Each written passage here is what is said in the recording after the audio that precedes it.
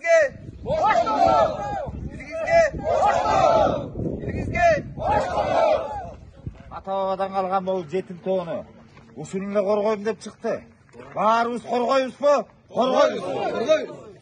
Anan uşuğa balaga erkinlik berip koysa, je bir sayasatga aralashıp, je iş atmasa, je mamlaketten bir nersesini jebese, налогун төлөп, ишкерлерди жумуш менен камсыз кылбаса, жумушчуларды.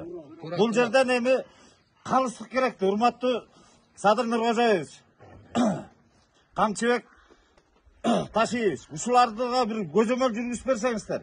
Жөндөн жөн 3 айдан бери камакта жатат. 5 ай. 5 ай бул эмне деген тамды? Ушуга тергөөчүнүн бир тергөөчүнүн алы жетпейби? Муну кылган күнөөсү эмне?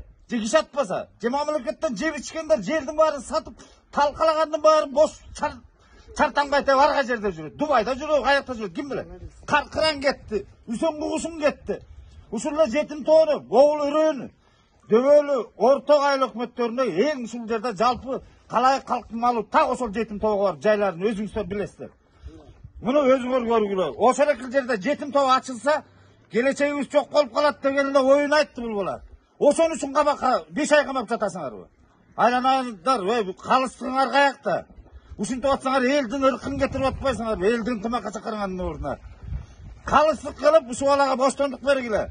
Илгиз Шаменовго боштондук. Боштондук. Кымбаттуу туугандар,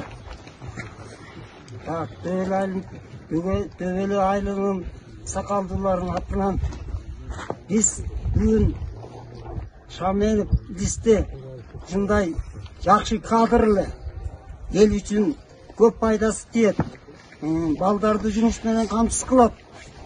Биз үчүн бул бала боштондукка чыгуусун жалпы эл суранат. Жолдош президент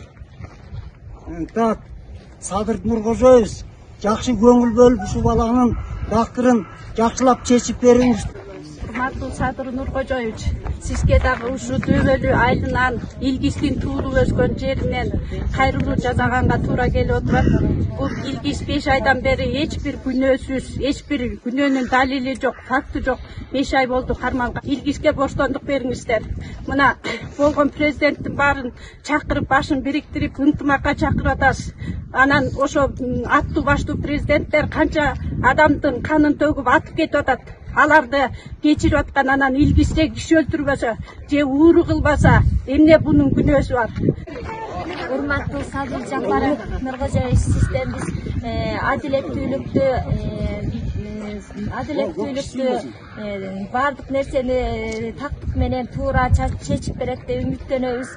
Биздин ушул дөбөл айылдын тургуну Илгиз Шаменов эч кимге эч кандай жамандык кылбаган, айыл үчүн жанын берүүгө даяр балдардан, өзүнүн ишкердиги менен өзүнүн күнүн көрүп, айылдагы бир топ балдарды жумушка тартып, жумуш менен камсыз жүргөн, туура мыйзамдын чегинде чечип берет деп биз үмүттөнөбүз.